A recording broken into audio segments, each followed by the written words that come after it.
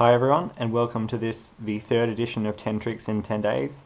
It's going to be a big cubes edition, so I'm going to cover 4x4 to 7x7 and give a few tips and tricks on improving your solves.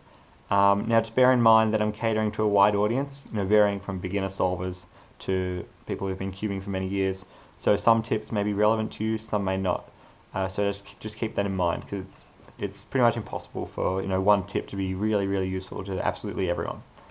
Alright, so this first tip is for 4x4 edges with Yau. It's somewhat of a beginner tip, but there might be some of you out there who maybe averaging less than 50 seconds who maybe don't even do this yet, but I wouldn't think so. So what the case we have here is we have two double swap of edges. So we have these two and these two, so they need to be swapped, and then we got these two pairs.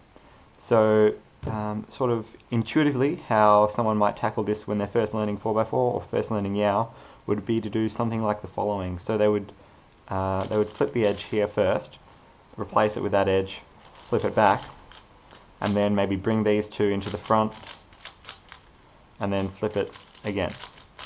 Now you'll notice that took a fair few, that took a lot of moves, and it probably wasn't very efficient. So there is actually a much faster way of doing something like this. So instead of doing two at a time, so in the first example I solved 2 and then 2, what we're going to do is solve one edge and then solve the remaining 3. So what we're going to do is slice to pair up one edge. So I've set up pretty much the same case here, so we've got the pairs and the pairs. So we slice to solve one edge, insert any one of the top edges, slice back.